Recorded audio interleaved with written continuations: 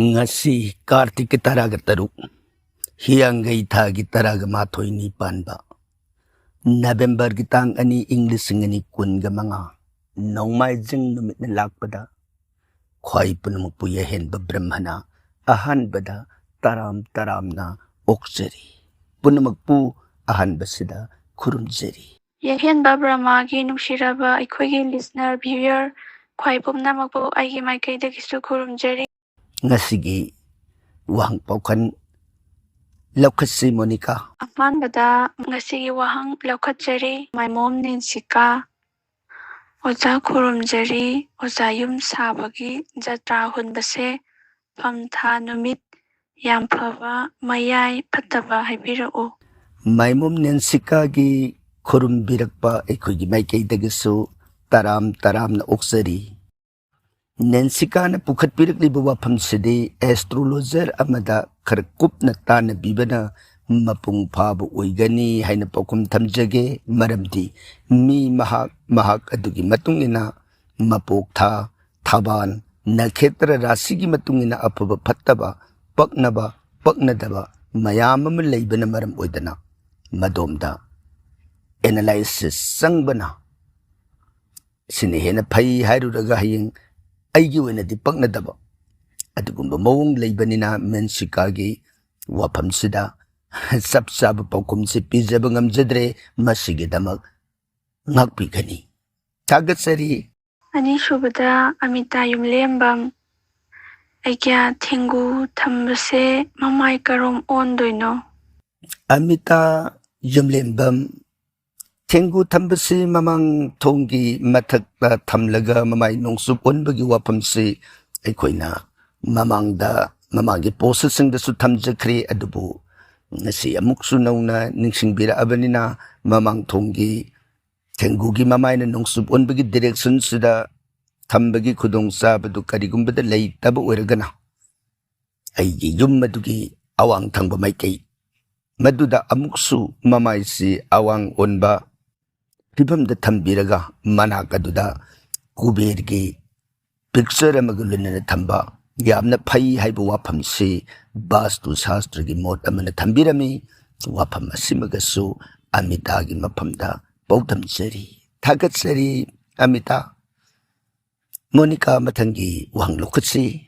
Ahum subada ibomcha thingbaijam aikya wahang amatang hangjari Mahabharat ki thaudoksi thok-i thokte hainaribasi karambana chumbage khurumjari Hare Krishna. Ibomcha thingbaijam wafamsigidi thoki haina khanjaba magi mafamdana thoki haibatai. Thokidi haina khanjaba magi mafamdana thokidi haina paukhumsi samna thamjage maramdi. Thoki haina thajaba magi mafamdadi thokibagi aikoina khudam praman pirakpa matamda madumadi sumna adum loina ugani. Aduga thajadaba magi mafamdadi aikoina praman mayam ama pirurabasu madi thajadabanina sumna amatta khanba ngamdabana maram oidana lana adum oigani. Aduga aroibada thamjaningba wafam amana aina uhu khangaudraba hiram ama natraga pot ama madubu khangnanaba manung hanjinna thiruba nainaruba itau taudana sumloi oiroi haina heta haiba khanbasidi asumba mieng oiroidra haina khanjai khudam amatang thamjarabada ibomsa aikoisi imana ai pokhibasi aidi khangauba uhuba natti madubu aina uhaude khangaude haiduna imana ai pokhide haibadi langani. Thagatsari bomsa. Mari subada Aribam Binarani Devi Hare Krishna aikya khurumjariye imungda moibung mari manga thambase kari kaibake aikya thagatsari. Binarani madugidi thoidokna akaiba leite adubu masi maya yamna panba yengba nungaitaba moibungdi karigumbada afaba oidaba he yawi madudi masak khangdokpiraga mandirda ꯊꯝꯕꯤꯈꯤꯕꯅ ꯍꯦꯟꯅ ꯐꯩ ꯍꯥꯏꯕ ꯋꯥꯐꯝꯁꯤ ꯕꯤꯅꯥꯔꯥꯅꯤꯒꯤ ꯃꯐꯝꯗ ꯄꯥꯎꯗꯝꯖꯔꯤ ꯊꯥꯒꯠꯆꯔꯤ ꯃꯊꯪꯒꯤ ꯋꯥꯍꯪ ꯂꯧꯈꯠꯁꯤ Monica ꯃꯉꯥ ꯁꯨꯕꯗ ꯂꯥꯟꯗꯥꯕ ꯅꯤꯡꯊꯧꯖꯝ ꯑꯣꯖꯥꯕꯨ ꯂꯥꯞꯅ ꯈꯨꯔꯨꯝꯖꯔꯤ ꯏꯀꯥꯏ ꯈꯨꯝꯅꯖꯔꯤ ꯍꯋꯥꯏ ꯃꯨꯁꯣꯔꯤꯁꯦ ꯂꯥꯏꯗ ꯀꯠꯅꯖꯤꯕꯒꯤ ꯃꯔꯝ ꯑꯃꯗꯤ ꯑꯄꯔꯥꯖꯤꯇꯥ ꯂꯩ ꯑꯁꯤ ꯏꯁꯣꯔ ꯈꯨꯗꯤꯡꯃꯛꯇ ꯀꯠꯄ ꯌꯥꯕ꯭ꯔꯥ ꯈꯪꯖꯅꯤꯡꯗꯨꯅ ꯍꯪꯖꯕꯅꯤ ꯊꯥꯒꯠꯆꯔꯤ ꯂꯥꯟꯗꯥꯕ ꯍꯋꯥꯏ ꯃꯥꯁꯨꯔꯤ ꯑꯁꯤ ꯏꯁꯣꯔꯗ ꯀꯠꯅꯗꯕꯒꯤ ꯃꯔꯝꯗꯤ ꯃꯁꯤ ꯀꯥꯃꯙꯦꯅꯨ ꯑꯣꯏꯅ ꯀꯧꯕ ꯁꯟꯕꯤꯒꯤ ꯏꯗꯒꯤ ꯍꯧꯔꯛꯈꯤꯕ ꯑꯗꯨꯒꯨꯝꯕ ꯄꯥꯝꯕꯤꯅꯤ ꯋꯥꯔꯤ ꯃꯇꯦꯛ ꯑꯃꯇꯪ ꯊꯝꯖꯔꯕꯗ ꯃꯍꯥꯚꯥꯔꯠꯀꯤ ꯃꯅꯨꯡꯗ ꯁꯍꯁ꯭ꯔ ꯑꯔꯖꯨꯟꯅ ꯖꯃꯗꯥꯒ꯭ꯅꯤ ꯃꯨꯅꯤꯒꯤ ꯑꯥꯁ꯭ꯔꯝꯗ ꯂꯩꯕ ꯀꯥꯃꯙꯦꯅꯨ ꯁꯟꯕꯤ ꯑꯁꯤ ꯍꯨꯒꯦꯅ ꯃꯥꯅ ꯊꯧꯔꯥꯡ ꯇꯧꯕ ꯃꯗꯨꯗ ꯃꯥꯅ ꯍꯨꯕ ꯉꯝꯗꯕꯗꯒꯤ ꯇꯦꯟꯅ ꯀꯥꯃꯙꯦꯅꯨ ꯑꯁꯤꯗ ꯊꯥꯕ ꯃꯇꯝꯗ ꯀꯥꯃꯙꯦꯅꯨꯒꯤ ꯃꯁꯥꯗꯒꯤ ꯁꯤꯟꯊꯔꯛꯈꯤꯕ ꯑꯉꯥꯡꯕ ꯏꯈꯦꯡ ꯑꯗꯨꯅ ꯍꯥꯏꯔꯤꯕ ꯍꯋꯥꯏ ꯃꯨꯁꯣꯔꯤ ꯍꯥꯏꯕ ꯄꯥꯝꯕꯤ ꯑꯁꯤ ꯍꯧꯔꯛꯈꯤꯕꯅꯤ ꯑꯗꯨꯅ ꯃꯔꯝ ꯑꯣꯏꯗꯅ ꯃꯁꯤ ꯏꯁꯣꯔꯒꯤ ꯁꯦꯕꯥꯗ ꯑꯔꯆꯥ ꯄꯨꯖꯥꯁꯤꯡꯗ ꯀꯠꯄꯒꯤ ꯌꯥꯗꯕꯁꯤ ꯁꯥꯁꯇ꯭ꯔꯅ ꯊꯝꯕꯤꯔꯝꯃꯤ ꯑꯗꯨꯒ ꯃꯁꯤꯅ ꯀꯠꯄ ꯌꯥꯕ ꯍꯋꯥꯏ ꯃꯨꯁꯣꯔꯤꯁꯤ ꯀꯥꯂꯤ ꯗꯦꯕꯤ ꯏꯃꯥꯒꯤ ꯄꯨꯖꯥꯗ ꯑꯃꯗꯤ ꯅꯕꯒ꯭ꯔꯍꯒꯤ ꯄꯨꯖꯥꯁꯤꯡꯗꯗꯤ ꯀꯠꯄ ꯌꯥꯕꯒꯤ ꯃꯣꯠꯁꯨ ꯑꯗꯨꯝ ꯊꯝꯕꯤ ꯑꯗꯨꯒ ꯃꯔꯨꯑꯣꯏꯅ ꯁ꯭ꯔꯤ ꯚꯒꯋꯥꯟ ꯀ꯭ꯔꯤꯁꯅꯒꯤ ꯆꯨꯔꯣꯟꯗꯗꯤ ꯀꯠꯄ ꯏꯌꯥꯃꯛ ꯌꯥꯗꯦ ꯍꯥꯏꯅ ꯚꯦꯗꯅ ꯊꯝꯕꯤꯔꯝꯕ ꯋꯥꯐꯝ ꯑꯁꯤꯃꯇꯪ ꯂꯥꯟꯗꯥꯕꯒꯤ ꯃꯐꯝꯗ ꯄꯥꯎꯗꯝꯖꯔꯒ ꯑꯅꯤꯁꯨꯕ ꯋꯥꯍꯪꯒꯤ ꯄꯥꯎꯈꯨꯝꯗ ꯑꯄꯔꯥꯖꯤꯇꯥ ꯍꯥꯏꯕ ꯂꯩ ꯑꯁꯤꯗꯤ ꯏꯁꯣꯔ ꯈꯨꯗꯤꯡꯃꯛꯇ ꯂꯣꯏꯅ ꯀꯠꯆꯕ ꯌꯥꯏ ꯍꯥꯏꯕ ꯋꯥꯐꯝꯁꯤꯃꯁꯨ ꯁꯥꯁꯇ꯭ꯔꯅ ꯊꯝꯕꯤꯔꯝꯕ ꯋꯥꯐꯝ ꯑꯁꯤꯒꯁꯨ ꯑꯩꯈꯣꯏꯒꯤ ꯃꯥꯏꯀꯩꯗꯒꯤ ꯄꯥꯎꯗꯝꯖꯔꯤ ꯊꯥꯒꯠꯆꯔꯤ ꯂꯥꯟꯗꯥꯕ ꯇꯔꯨꯛ ꯁꯨꯕꯗ ꯏꯁꯩ ꯍꯟꯕꯁꯤꯡ ꯑꯩꯒ꯭ꯌꯥ ꯍꯔꯦ ꯀ꯭ꯔꯤꯁꯅ ꯑꯩꯒ꯭ꯌꯥꯕꯨ ꯈꯨꯔꯨꯝꯖꯔꯤ ꯑꯩꯒ꯭ꯌꯥ ꯑꯉꯥꯡ ꯁꯣꯁꯇꯤ ꯄꯨꯖꯥꯗ ꯇꯦꯟ ꯀꯥꯞꯄ ꯃꯥꯝꯃꯅ ꯍꯋꯥꯏ ꯆꯅꯥ ꯆꯥꯔꯒ ꯀꯥꯞꯅꯩ ꯃꯁꯤꯒꯤ ꯃꯔꯝ ꯀꯅꯥ ꯑꯃꯠꯇꯅ ꯈꯪꯗꯦ ꯑꯩꯒ꯭ꯌꯥꯅ ꯇꯥꯛꯄꯤꯔꯛꯂꯕꯗꯤ ꯌꯥꯝ ꯅꯨꯡꯉꯥꯏꯖꯒꯅꯤ ꯏꯁꯩ ꯍꯟꯕ ꯇꯥꯛꯄꯤꯔꯛꯂꯤꯕ ꯋꯥꯐꯝꯁꯤ ꯀꯔꯤ ꯍꯥꯏꯒꯅꯤ ꯑꯩꯈꯣꯏꯒꯤ ꯂꯩꯕꯥꯛꯁꯤꯗ ꯁꯨꯝ ꯑꯩꯈꯣꯏꯒꯤ ꯃꯩꯇꯩ ꯂꯝꯗꯝꯁꯤꯒꯤ ꯆꯠꯅꯕꯤ ꯑꯃꯗꯤ ꯍꯤꯟꯗꯨꯔꯣꯝꯒꯤ ꯆꯠꯅꯕꯤ ꯑꯅꯤꯁꯤ ꯃꯤꯛꯁꯑꯞ ꯇꯧꯔꯒ ꯌꯥꯟꯁꯤꯟꯅꯔꯒ ꯎꯏꯔꯛꯈꯤꯕ ꯁꯛꯇꯝ ꯑꯃꯒꯨꯝꯅ ꯎꯏ ꯇꯁꯦꯡꯅ ꯋꯥꯐꯝꯁꯤ ꯍꯤꯟꯗꯨ ꯁꯥꯁꯇ꯭ꯔꯅ ꯄꯤꯔꯤꯕ ꯍꯤꯟꯗꯨꯒꯤ ꯐꯤꯂꯣꯁꯣꯐꯤ ꯃꯅꯨꯡꯗꯗꯤ ꯑꯁꯨꯝꯅ ꯃꯃꯥꯒ ꯄꯣꯛꯃꯤꯟꯅꯕ ꯃꯥꯃꯅ ꯇꯦꯟ ꯀꯥꯞꯄꯒꯤ ꯋꯥꯐꯝ ꯍꯋꯥꯏ ꯆꯥꯕꯒꯤ ꯋꯥꯐꯝ ꯑꯁꯤ ꯊꯝꯕꯤꯔꯝꯗꯦ ꯍꯤꯟꯗꯨꯒꯤ ꯐꯤꯂꯣꯁꯣꯐꯤꯅ ꯄꯤꯔꯤꯕꯗꯤ ꯑꯉꯥꯡ ꯃꯄꯥꯁꯤꯅ ꯃꯈꯨꯠꯇ ꯂꯤꯔꯨꯡ ꯇꯦꯟ ꯄꯥꯏꯔꯒ ꯃꯥꯒꯤ ꯁꯣꯁꯇꯤ ꯄꯨꯖꯥꯒꯤ ꯀꯔꯃꯁꯤ ꯄꯥꯡꯊꯣꯛꯑꯕ ꯃꯇꯨꯡꯗ ꯑꯍꯤꯡ ꯆꯨꯞꯄꯁꯤ ꯇꯨꯝꯗꯅ ꯂꯤꯔꯨꯡ ꯇꯦꯟꯁꯤ ꯄꯥꯏꯔꯒ ꯑꯉꯥꯡ ꯑꯗꯨꯕꯨ ꯁꯣꯏꯈꯤ ꯉꯥꯝꯈꯤꯗꯅꯅꯕ ꯆꯦꯛꯁꯤꯟꯅ ꯌꯨꯝꯒꯤ ꯑꯀꯣꯏꯕꯗꯨꯗ ꯉꯥꯛꯇꯨꯅ ꯂꯩꯕꯒꯤ ꯋꯥꯐꯝ ꯑꯣꯏꯅ ꯃꯗꯨ ꯀꯔꯤꯒꯨꯝꯕꯗ ꯉꯥꯛꯄꯁꯤ ꯉꯝꯗ꯭ꯔꯒꯅ ꯑꯩꯈꯣꯏꯅ ꯁꯨꯃꯥꯡꯗ ꯊꯣꯛꯑꯒ ꯃꯥꯏꯀꯩꯁꯤꯡ ꯑꯁꯤꯗ ꯍꯦꯛ ꯆꯪꯉꯛꯄꯗ ꯏꯆꯥꯒꯤꯗꯃꯛ ꯑꯩꯅ ꯅꯈꯣꯏ ꯀꯥꯞꯊꯦꯛꯀꯅꯤ ꯍꯥꯏꯗꯅ ꯇꯦꯟꯁꯤꯅ ꯁꯟꯗꯥꯟꯗꯃꯛ ꯆꯤꯡꯉꯒ ꯀꯥꯞꯊꯣꯛꯇꯕ ꯁꯟꯗꯥꯟꯗꯃꯛ ꯆꯤꯡꯉꯒ ꯃꯥꯏꯀꯩ ꯇꯔꯥꯗ ꯅꯣꯡꯄꯣꯛ ꯃꯩꯔꯝ ꯃꯈꯥ ꯁꯟꯊꯣꯡ ꯅꯣꯡꯆꯨꯞ ꯀꯧꯕ꯭ꯔꯨ ꯑꯋꯥꯡ ꯆꯤꯡꯈꯩ ꯂꯩꯊꯛ ꯂꯩꯈꯥ ꯍꯦꯛ ꯑꯔꯥꯛꯄ ꯄꯨꯝꯅꯃꯛ ꯑꯗꯣ ꯑꯩꯅ ꯄꯥꯏꯔꯤꯕ ꯑꯊꯣꯏꯕ ꯂꯤꯔꯨꯡ ꯑꯁꯤꯅ ꯁꯣꯁꯇꯤ ꯗꯦꯕꯤ ꯏꯃꯥꯃꯛꯀꯤ ꯁꯛꯇꯝ ꯑꯣꯏꯔꯤꯕ ꯂꯤꯔꯨꯡ ꯑꯁꯤꯅ ꯀꯛꯀꯗꯧꯔꯤꯕꯅꯤ ꯆꯪꯉꯛꯄ ꯌꯥꯔꯣꯏ ꯍꯥꯏꯗꯅ ꯉꯥꯛꯊꯣꯛꯑꯝꯃꯒ ꯍꯟꯖꯤꯜꯂꯛꯇꯅ ꯑꯉꯥꯡꯗꯨꯒꯤ ꯍꯥꯏꯕꯗꯤ ꯁꯨꯇꯤꯀꯥ ꯒ꯭ꯔꯤꯍ ꯆꯥꯕꯣꯛꯁꯪ ꯑꯗꯨꯒꯤ ꯑꯉꯥꯡꯒꯤ ꯂꯨꯈꯨꯝ ꯑꯣꯏꯕ ꯃꯥꯏꯀꯩ ꯑꯗꯨꯗ ꯂꯤꯔꯨꯡ ꯇꯦꯜ ꯑꯁꯤ ꯐꯛꯂꯥꯡꯗꯨꯗ ꯌꯥꯜꯂꯒ ꯊꯝꯕ ꯑꯁꯤꯒꯨꯝꯕꯒꯤ ꯃꯣꯠ ꯑꯣꯏꯅꯗꯤ ꯊꯝꯕꯤꯔꯝꯃꯤ ꯑꯗꯨꯒ ꯋꯥꯐꯝꯁꯤꯗ ꯃꯥꯃꯅ ꯍꯋꯥꯏ ꯆꯥꯔꯒ ꯇꯦꯟ ꯀꯥꯞꯄꯒꯤ ꯋꯥꯐꯝꯁꯤꯃꯗꯤ ꯑꯩꯈꯣꯏꯅ ꯊꯦꯡꯅꯖꯗꯕꯅꯤꯅ ꯃꯁꯤ ꯑꯇꯣꯞꯄ ꯋꯥꯔꯤ ꯑꯃ ꯂꯩꯔꯝꯕꯁꯨ ꯌꯥꯏ ꯑꯗꯨꯕꯨ ꯍꯤꯟꯗꯨꯒꯤ ꯑꯣꯏꯅ ꯊꯝꯕꯤꯔꯝꯕ ꯃꯣꯠꯇꯗꯤ ꯍꯥꯏꯔꯤꯕ ꯋꯥꯐꯝꯁꯤ ꯊꯦꯡꯅꯖꯗꯦ ꯍꯥꯏꯕ ꯋꯥꯐꯝꯁꯤꯃꯇꯪ ꯏꯁꯩ ꯍꯟꯕꯒꯤ ꯃꯐꯝꯗ ꯄꯥꯎꯗꯝꯖꯔꯤ ꯇꯔꯦꯠ ꯁꯨꯕꯗ ꯅꯥꯔꯥꯌꯅꯤꯁ ꯍꯔꯦ ꯀ꯭ꯔꯤꯁꯅ ꯈꯨꯔꯨꯝꯖꯔꯤ ꯑꯣꯖꯥ ꯑꯩꯒꯤ ꯍꯤꯡꯒꯣꯜꯒꯤ ꯅꯣꯡꯆꯨꯞ ꯄꯥꯡꯕꯗ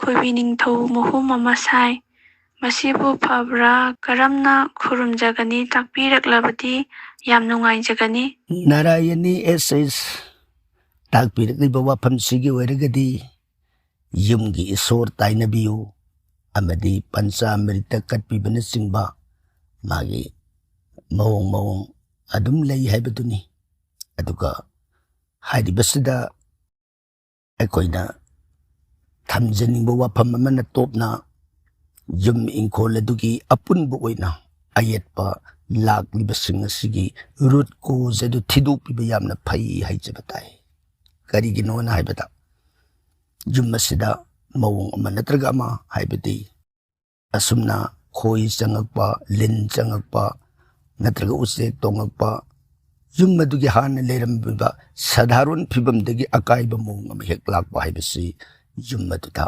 karigumba akaiba ayetpa garagi dasadagi bu khangde natragana mawong ama natraga amada khudam ama lakpadagi asigumbasi thokhalli maram aduna khoigi wafam simasu adum khurumbibaga iroinana maruina root cause haijaribasi root cause si amuktang akhangahi tanabiraga punamakki oina phananaba tawbiba phai haiba wafam simatang narayani gi mafamda paudamjari thagatjari nathangi wang laukatsi Monica Nipan subada Birlas Pabungbu hainingai leitana thagatjari khangdaba udaba mayambu khanghanbibagidamak aduga wahang amatang madudi got chapu sembada hainau mana oina sijinnaribase kari wari leibage masigidamak amukka hanna thagatjari Birlas ki thagat wahi taram na uksari aikogi nungsijaraba viewer ni aduga aikogi maikaidagi mangol asirbasu pijari Birlas na goti hainau managi wafam thambirakliba aikogi mamangi posamadasu thamjakhrabra haina khanjai adubu amuk nauna ningsingbirabanina hainau manasigi wafam sidi gotki mapanda hainau mana nattaba atopa mana amatana punba yade haiba shastragi niyom lei maramdi karigino na haibada got haibasi akoina lingkhatlibasi kana isorda got si puja katlibano haibragati got ama hekla lagadi got sigi machinda Sri Vishnu bawale got adugi mangak adudana Mahadeva lei got ki makhadana Brahma lei aduna Brahma Vishnu Maheshwara hariba devata ahum sigi saktambu apunba oina got haidana koina lale aduna got ki machinda Sri Vishnu leibana maram oidana Vishnu aduki thogan gi damak Lakshmi na mabungu gi seva sangbagi bhabni haibadi hainau mana leiba mafamda Narayani Lakshmi ibiyama lengdana lei ma mangol gi brikshani mangol du pambini hainau manasi aduna mabungo seva gi damak hainau manasi got maningdu da makok du nang jungsillaga mathaktu da chudi mapumba mana thammaga sembasi yai natragana hainau manadu da paya natraga lang natraga karigum mong ama natraga ama da pullaga got mangak samadu da pullabasi yai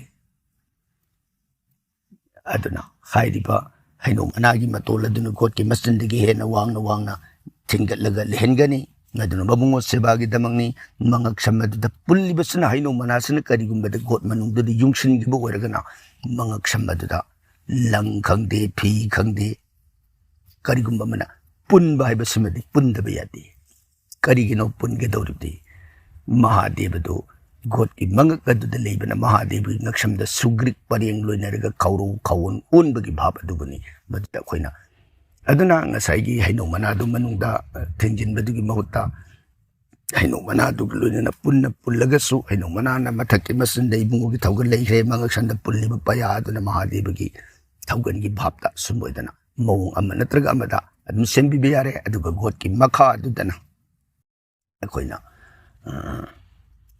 jamna natragana lengoina padma pitha thambal leina yibas Brahmadi thamban leyon leiriktagi pawlakhibana maram oidana thambal leina mathaktu da phamge haiba aduna Brahmagi phamnabagi dama madugi mathak aduda haibadi yam yibdugi mathak aduda pau khara tharibana karigino haibara Brahmasi srishti kartani jagat semba isone aduna ꯁꯦꯝꯃꯤꯕ ꯃꯥꯅ ꯖꯤꯕꯗꯣ ꯍꯤꯡꯅꯅꯕꯒꯤꯗꯃꯛ ꯃꯊꯛ ꯑꯗꯨꯗ ꯐꯧ ꯈꯔ ꯊꯥꯔꯤꯕꯁꯦ ꯖꯤꯕꯕꯨ ꯌꯣꯛꯅꯅꯕꯒꯤ ꯑꯊꯣꯏꯕ ꯎꯄꯥꯏꯗꯤ ꯀꯅꯥꯅꯣ? ꯐꯧ.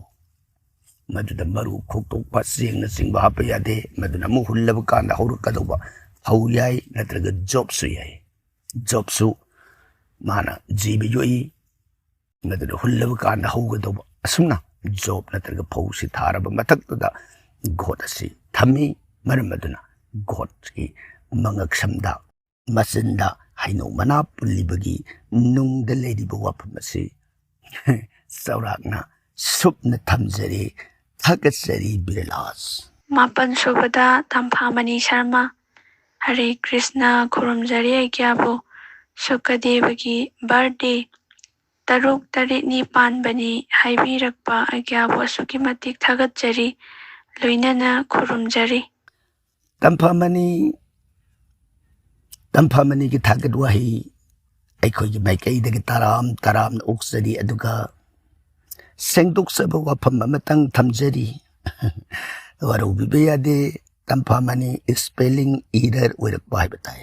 ꯃꯌꯦꯛꯁꯤ ꯏꯕꯗ typing mistake ꯑꯃꯗꯒꯤ ꯑꯩꯈꯣꯏꯒꯤ ꯀꯂꯦꯛꯇꯔꯅꯁꯨ ꯃꯁꯤ ꯀꯔꯦꯛꯁꯟ ꯇꯧꯔꯒ ꯄꯥꯕꯤꯔꯛꯇꯕꯗꯒꯤ ꯊꯝꯕꯤꯔꯛꯏꯕ ꯁꯨꯔꯖꯗꯦꯕ ꯍꯥꯏꯒꯗꯕꯁꯤꯗ ꯁꯨꯀꯗꯦꯕ ꯍꯥꯏꯅ ꯊꯝꯕꯤꯔꯛꯂꯤꯕꯁꯤ ꯁꯨꯔꯖꯗꯦꯕ ꯍꯥꯏꯅ ꯑꯣꯟꯊꯣꯛꯆꯔꯤ. ꯃꯁꯤ ꯋꯥꯔꯧꯕꯤꯕ ꯌꯥꯗꯦ. ꯑꯩꯈꯣꯏ ꯄꯨꯟꯅ ꯃꯌꯦꯛ ꯑꯔꯥꯟꯕ ꯆꯨꯝꯊꯣꯛꯃꯤꯟꯅꯕ, ꯑꯩꯈꯣꯏ ꯄꯨꯟꯅ ꯋꯥꯔꯤ ꯇꯥꯟꯅꯐꯝ, ꯈꯟꯅꯐꯝ ꯃꯐꯝ ꯑꯣꯏꯕꯅꯤꯅ ꯋꯥꯐꯝꯁꯤꯃꯇꯪ ꯁꯦꯡꯗꯣꯛꯆꯕꯅꯤ. ꯇꯝꯐꯥꯃꯅꯤ ꯑꯃꯗꯤ ꯑꯩꯈꯣꯏꯒꯤ ꯃꯣꯅꯤꯀꯥꯒꯤ ꯃꯐꯝꯗ ꯄꯥꯎꯗꯝꯖꯔꯤ, ꯊꯥꯒꯠꯆꯔꯤ. ꯃꯊꯪꯒꯤ ꯋꯥꯍꯪ ꯂꯧꯈꯠꯁꯤ ꯃꯣꯅꯤꯀꯥ. 10 ꯁꯨꯕꯗ ꯑꯅꯟ ꯁꯤꯡ. ꯑꯩꯒ꯭ꯌꯥ ꯄꯥꯕꯨꯡꯕꯨ ꯈꯨꯔꯨꯝꯖꯔꯤ. ꯑꯩꯒ꯭ꯌꯥꯒꯤ ꯃꯃꯜ ꯌꯥꯝꯂꯕ ꯄꯥꯎꯇꯥꯛ ꯈꯨꯗꯤꯡꯃꯛ ꯇꯥꯖꯔꯤ ꯑꯩꯒ꯭ꯌꯥ. ꯑꯩꯒ꯭ꯌꯥꯒꯤ ꯄꯥꯎꯇꯥꯛ ꯈꯨꯗꯤꯡꯃꯛꯅ ꯈꯪꯗꯕ ꯀꯌꯥꯕꯨ ꯈꯪꯍꯜꯂꯤ. ꯑꯩꯒ꯭ꯌꯥꯕꯨ ꯃꯇꯝ ꯈꯨꯗꯤꯡꯃꯛꯇ ꯏꯁꯣꯔꯅ ꯆꯥꯟꯕꯤꯕ ꯑꯣꯏꯁꯅꯨ. ꯑꯥꯅꯟꯗꯒꯤ ꯋꯥꯍꯩ ꯅꯨꯡꯁꯤꯅ ꯊꯝꯕꯤꯔꯛꯄ, ꯍꯥꯏꯅꯤꯡꯉꯥꯏ ꯂꯩꯇꯅ ꯑꯩꯈꯣꯏꯒꯤ ꯃꯥꯏꯀꯩꯗꯒꯤ ꯑꯥꯅꯟꯗꯒꯤ ꯇꯧꯕꯤꯃꯜ ꯀꯥꯎꯖꯔꯣꯏ. ꯑꯃꯗꯤ ꯁ꯭ꯔꯤ ꯚꯥꯋꯥꯅ ꯃꯇꯝ ꯆꯨꯞꯄꯒꯤ ꯑꯣꯏꯅ ꯑꯥꯅꯟꯗꯒꯤ ꯄꯨꯟꯁꯤꯗ ꯂꯥꯛꯀꯗꯕ ꯑꯋꯥ ꯑꯅꯥ ꯃꯈꯜ ꯄꯨꯝꯅꯃꯛꯇꯒꯤ ꯃꯇꯝ ꯆꯨꯞꯄꯒꯤ ꯑꯣꯏꯅ ꯉꯥꯛꯄꯤꯕ ꯑꯣꯏꯔꯁꯅꯨ ꯍꯥꯏꯗꯅ ꯃꯪꯒꯣꯜ ꯑꯥꯁꯤꯔꯕꯥꯗ ꯑꯁꯤꯃꯇꯪ ꯑꯥꯅꯟꯗꯒꯤ ꯃꯐꯝꯗ ꯊꯝꯖꯔꯤ, ꯊꯥꯒꯠꯆꯔꯤ. 11 ꯁꯨꯕꯗ ꯁꯟꯖꯤꯇꯥ ꯂꯥꯏꯁ꯭ꯔꯝ. ꯍꯔꯦ ꯀ꯭ꯔꯤꯁꯅ, ꯑꯣꯖꯥꯕꯨ ꯈꯨꯔꯨꯝꯖꯔꯤ. ꯑꯣꯖꯥ, ꯑꯩꯒꯤ ꯏꯆꯥꯅꯨꯄꯥꯁꯦ ꯇꯥꯔꯤꯛ 9 ꯊꯥ 8, 2022ꯗ ꯄꯣꯛꯏ. ꯃꯩꯇꯩ ꯊꯕꯥꯟꯗ ꯍꯥꯏꯔꯒꯅ ꯂꯥꯡꯕꯟꯒꯤ 18ꯅꯤ ꯄꯥꯟꯕ, ꯁꯒꯣꯜꯁꯦꯟ ꯅꯨꯃꯤꯠ, ꯔꯥꯁꯤꯅ ꯃꯀꯔꯅꯤ. ꯄꯣꯛꯄꯒꯤ ꯄꯨꯡꯐꯝꯅ ꯑꯌꯨꯛꯀꯤ ꯄꯨꯡ 9:07ꯗ ꯄꯣꯛꯏ. ꯑꯉꯥꯡꯁꯤꯒꯤ ꯑꯍꯧꯕ ꯃꯃꯤꯡꯁꯦ ꯀꯔꯝꯕꯅ ꯍꯧꯔꯒ ꯐꯒꯗꯒꯦ ꯇꯥꯛꯄꯤꯔꯝꯃꯨ ꯑꯣꯖꯥ. ꯈꯣꯅ ꯍꯧꯕ ꯃꯤꯡ ꯀꯧꯕ ꯀꯥꯏꯗꯕ꯭ꯔꯥ? ꯁꯤꯁꯨ ꯇꯥꯛꯄꯤꯔꯝꯃꯨ. ꯁꯟꯖꯤꯇꯥ ꯑꯉꯥꯡꯁꯤꯒꯤ ꯄꯣꯛꯈꯤꯕ ꯇꯥꯔꯤꯛ ꯄꯨꯡꯐꯝꯒꯤ ꯃꯇꯨꯡ ꯏꯟꯅ ꯈꯦ ꯍꯥꯏꯕ ꯃꯌꯦꯛꯅ ꯍꯧꯒꯗꯕ ꯑꯗꯨꯒꯨꯝꯕ ꯑꯉꯥꯡ ꯑꯁꯤꯒꯤ ꯃꯤꯡ ꯑꯣꯏ. ꯑꯗꯨꯒ ꯃꯥꯒꯤ ꯄꯛꯅꯕ ꯅꯦꯝ ꯅꯝꯕꯔ ꯑꯁꯤ ꯅꯝꯕꯔ 2, ꯅꯝꯕꯔ 1, ꯅꯝꯕر 4 ꯍꯥꯏꯔꯤꯕ ꯗꯤꯖꯤꯠ ꯑꯍꯨꯝꯁꯤꯒꯤ ꯃꯔꯛꯇ ꯑꯃꯅ ꯃꯥꯒꯤ ꯅꯦꯝ ꯅꯝꯕꯔ ꯑꯣꯏꯕ ꯍꯥꯏꯕ ꯇꯥꯏ. ꯁꯟꯖꯤꯇꯥꯅ ꯊꯝꯕꯤꯔꯛꯂꯤꯕ ꯈꯣ ꯍꯥꯏꯕ ꯃꯌꯦꯛꯁꯤꯗꯤ ꯄꯤꯔꯝꯗꯦ. ꯃꯥꯒꯤ ꯄꯣꯛꯏꯕ ꯇꯥꯔꯤꯛ ꯑꯃꯗꯤ ꯄꯨꯡꯐꯝꯁꯤꯒꯤ ꯃꯇꯨꯡ ꯏꯟꯅ ꯍꯦꯟꯅ ꯑꯣꯏꯔꯒ ꯃꯥꯒꯤ ꯅꯦꯝ ꯅꯝꯕꯔ ꯑꯁꯤ 2, 1, 4 ꯑꯍꯨꯝꯁꯤꯒꯤ ꯃꯔꯛꯇꯒꯤ ꯑꯃꯅ ꯑꯣꯏꯍꯟꯕ. ꯑꯗꯨꯅ ꯅꯝꯕꯔ ꯍꯥꯏꯔꯤꯕꯁꯤꯡꯁꯤꯗ ꯑꯣꯏꯅꯅꯕ ꯃꯥꯒꯤꯁꯤ ꯀꯔꯤ ꯋꯥꯍꯩꯅ ꯃꯥꯒꯤ ꯃꯃꯤꯡꯁꯤ ꯁꯦꯝꯕꯤꯔꯒ ꯍꯦꯟꯅ ꯑꯐꯕ ꯑꯣꯏꯒꯗꯒꯦ ꯍꯥꯏꯅ ꯁꯦꯝꯕꯤꯕ ꯐꯩ. ꯑꯗꯨꯒ ꯃꯥꯒꯤ ꯂꯛꯀꯤ ꯅꯝꯕꯔꯅ ꯅꯝꯕꯔ 8, ꯏꯚꯤꯜ ꯅꯝꯕꯔꯅ ꯅꯝꯕर 3 ꯑꯃꯗꯤ 6. ꯑꯁꯨꯝꯅ ꯁꯟꯖꯤꯇꯥꯒꯤ ꯃꯐꯝꯗ ꯄꯥꯎꯗꯝꯖꯔꯤ, ꯊꯥꯒꯠꯆꯔꯤ ꯁꯟꯖꯤꯇꯥ. 12 ꯁꯨꯕꯗ ꯏꯔꯤꯛ ꯈꯨꯟꯕꯤ. ꯍꯔꯦ ꯀ꯭ꯔꯤꯁꯅ, ꯑꯣꯖꯥꯕꯨ ꯈꯨꯔꯨꯝꯖꯔꯤ. ꯁꯦꯡꯂꯕ ꯕꯦꯗꯒꯤ ꯑꯃ꯭ꯔꯤꯇ ꯑꯣꯏꯔꯕ ꯄꯥꯎꯇꯥꯛꯀꯌꯥ ꯌꯩꯍꯦꯟꯕ ꯕ꯭ꯔꯍ꯭ꯃꯥꯒꯤ ꯃꯥꯏꯀꯩꯗꯒꯤ ꯌꯦꯟꯕꯤꯔꯤꯕ ꯑꯣꯖꯥꯕꯨ ꯊꯥꯒꯠꯆꯔꯤ. ꯁ꯭ꯔꯤ ꯕꯤꯁꯅꯨꯅ ꯑꯣꯖꯥꯒꯤ ꯇꯧꯕꯤꯃꯜ ꯂꯦꯞꯅ ꯀꯨꯕꯤꯕ ꯑꯣꯏꯔꯁꯅꯨ. ꯊꯧꯅꯤꯖꯔꯤ꯫ ꯋꯥꯍꯪ ꯈꯔ ꯍꯪꯖꯒꯦ꯫ ꯃꯪꯗ ꯃꯍꯥꯗꯦꯕꯒꯤ ꯂꯥꯏꯕꯛ ꯃꯌꯥꯏꯒꯤ ꯃꯤꯠ ꯄꯥꯡꯕ ꯎꯈꯤ꯫ ꯃꯁꯤꯒꯤ ꯑꯐ ꯐꯠꯇ ꯄ꯭ꯔꯇꯤꯀꯥꯔ ꯇꯥꯛꯄꯤꯌꯨ꯫ ꯆꯍꯤ 10ꯃꯨꯛꯀꯤ ꯃꯃꯥꯡꯗ ꯎꯈꯤꯕꯅꯤ꯫ ꯑꯃꯅ ꯃꯦꯔꯥ ꯊꯥꯎꯃꯩ ꯊꯥꯜꯂꯤꯕ ꯑꯁꯤꯒꯤ ꯃꯔꯝ ꯇꯥꯛꯄꯤꯌꯨ꯫ ꯈꯪꯖꯅꯤꯡꯉꯤ꯫ Thank you. ꯄ꯭ꯔꯇꯤꯚꯥ ꯁꯤꯡꯒꯔꯕꯥꯟ, ꯀꯁꯥꯔ, ꯑꯁꯥꯝ꯫ ꯄ꯭ꯔꯇꯤꯚꯥꯒꯤ ꯃꯃꯜ ꯌꯥꯝꯂꯕ ꯊꯥꯒꯠ ꯋꯥꯍꯩ ꯐꯤꯒꯥꯎ ꯁꯥꯅ ꯑꯣꯛꯆꯔꯤ꯫ ꯄ꯭ꯔꯇꯤꯚꯥꯒꯤ ꯇ꯭ꯔꯤꯂꯣꯆꯅ ꯍꯥꯏꯕꯗꯤ ꯃꯤꯠ 3 ꯄꯥꯟꯕ ꯁꯤꯕ ꯃꯍꯥꯗꯦꯕꯒꯤ ꯂꯩꯕꯛ ꯃꯌꯥꯏꯗ ꯂꯩꯕ ꯃꯤꯠꯄꯨ ꯑꯄꯥꯡꯕ ꯃꯤꯠ ꯑꯣꯏꯅ ꯃꯪꯗ ꯎꯈꯤ ꯍꯥꯏꯅ ꯇꯥꯛꯄꯤꯔꯛꯂꯤꯕꯁꯤ ꯃꯗꯨꯒꯤꯗꯤ ꯊꯣꯏꯗꯣꯛꯅ ꯐꯩ, ꯑꯀꯥꯏꯕ ꯂꯩꯇꯦ ꯍꯥꯏꯅ ꯊꯝꯖꯒꯦ꯫ ꯑꯗꯨꯒ ꯃꯦꯔꯥ ꯊꯥꯎꯃꯩꯒꯤ ꯋꯥꯐꯝ ꯑꯃ ꯇꯥꯛꯄꯤꯔꯛꯂꯤꯕꯁꯤ ꯗꯤꯄꯗꯥꯟ ꯃꯦꯔꯥ ꯄꯨꯔꯅꯤꯃꯥꯒꯤ ꯁꯤꯗꯒꯤ ꯍꯧꯔꯒ ꯍꯤꯌꯥꯡꯒꯩꯒꯤ ꯄꯨꯔꯅꯤꯃꯥ ꯐꯥꯎꯕꯒꯤ ꯃꯇꯝ ꯑꯁꯤꯕꯨ ꯃꯩꯕꯨ ꯋꯥꯗ ꯄꯨꯜꯂꯒ ꯀꯠꯆꯕꯒꯤ ꯋꯥꯔꯤꯁꯤ ꯌꯥꯝꯅ ꯄꯥꯛ ꯆꯥꯎꯅ ꯂꯩ꯫ ꯍꯥꯏꯕꯗꯤ ꯃꯦꯔꯥ ꯊꯥꯒꯤ ꯊꯥꯎꯃꯩ ꯑꯁꯤꯕꯨ ꯗꯥꯃꯣꯗꯔ ꯗꯤꯞ ꯍꯥꯏꯔꯒꯁꯨ ꯈꯪꯉꯤ꯫ ꯁ꯭ꯔꯤꯍꯔꯤ ꯚꯥꯋꯥꯅ ꯍꯥꯏꯔꯤꯕ ꯃꯦꯔꯥ ꯊꯥꯒꯤ ꯃꯦꯔꯥ ꯄꯨꯔꯅꯤꯃꯥꯗꯒꯤ ꯍꯧꯔꯒ ꯍꯤꯌꯥꯡꯒꯩ ꯊꯥꯒꯤ ꯄꯨꯔꯅꯤꯃꯥ ꯐꯥꯎꯕꯒꯤ ꯊꯥ ꯑꯃꯒꯤ ꯃꯇꯝ ꯑꯁꯤꯕꯨ ꯅꯨꯡꯁꯤꯅ ꯑꯁꯨꯝꯅ ꯚꯥꯋꯥꯟꯒꯤ ꯃꯤꯡꯗ ꯀꯠꯆꯕ ꯃꯇꯝꯗ ꯁ꯭ꯔꯤ ꯚꯥꯋꯥꯅ ꯊꯣꯏꯗꯣꯛꯅ ꯄꯦꯟꯕꯤꯈꯤꯕꯒꯤ ꯋꯥꯐꯝ ꯂꯩ꯫ ꯋꯥꯔꯤꯁꯤꯒꯤ ꯅꯨꯡꯒꯤ ꯑꯣꯏꯕ ꯋꯥꯐꯝꯗ ꯈꯖꯤꯛꯇꯪ ꯊꯝꯖꯕ ꯇꯥꯔꯒꯅ ꯖꯁꯣꯗꯥ ꯃꯃꯥꯅ ꯃꯆꯥ ꯀ꯭ꯔꯤꯁꯅꯕꯨ ꯑꯣꯛꯇꯕ ꯊꯕꯛ ꯇꯧꯗꯅꯅꯕ ꯅꯨꯡꯁꯤꯅ ꯃꯈ꯭ꯋꯥꯡꯗ ꯊꯧꯔꯤꯅ ꯄꯨꯟꯈꯤꯕ꯫ ꯃꯁꯤꯗꯒꯤ ꯚꯥꯋꯥꯟ ꯀ꯭ꯔꯤꯁꯅꯒꯤ ꯃꯤꯡ ꯑꯁꯤ ꯗꯥꯃꯣꯗꯔꯥ ꯍꯥꯏꯕ ꯃꯤꯡꯊꯣꯜ ꯑꯁꯤ ꯄꯤꯈꯤ꯫ ꯗꯥꯃꯣꯗꯔ ꯍꯥꯏꯕꯗꯤ ꯈ꯭ꯋꯥꯡꯗ ꯄꯨꯟꯕ꯫ ꯑꯗꯨꯅ ꯖꯁꯣꯗꯥꯅ ꯄꯨꯟꯈ꯭ꯔꯤꯕꯁꯤ ꯃꯆꯥꯗꯨ ꯑꯣꯛꯇꯕ ꯊꯕꯛ ꯇꯧꯗꯅꯅꯕ ꯁꯥꯎꯅ ꯄꯨꯟꯕ ꯅꯠꯇꯕ ꯅꯨꯡꯁꯤꯅ ꯄꯨꯟꯕ꯫ ꯃꯥꯅ ꯄꯨꯟꯕ ꯃꯇꯝꯗ ꯑꯍꯥꯟꯕꯗ ꯁꯥꯎꯔꯝꯃꯤ꯫ ꯃꯥꯒꯤ ꯁꯥꯎꯔꯝꯕꯗꯣ ꯊꯧꯔꯤꯗꯨꯅ ꯄꯨꯟꯒꯦꯅ ꯂꯥꯡꯉꯨꯕꯗ ꯄꯨꯟꯕ ꯊꯨꯡꯈꯤꯗ꯭ꯔꯕ꯫ ꯃꯊꯪ ꯄꯨꯁꯤꯜꯂꯛꯄ ꯊꯧꯔꯤ ꯃꯌꯥꯝ ꯑꯃꯅ ꯄꯨꯟꯕ ꯊꯨꯡꯉꯛꯇ꯭ꯔꯕ ꯀꯥꯏꯅ ꯊꯪꯗ ꯖꯁꯣꯗꯥꯁꯅ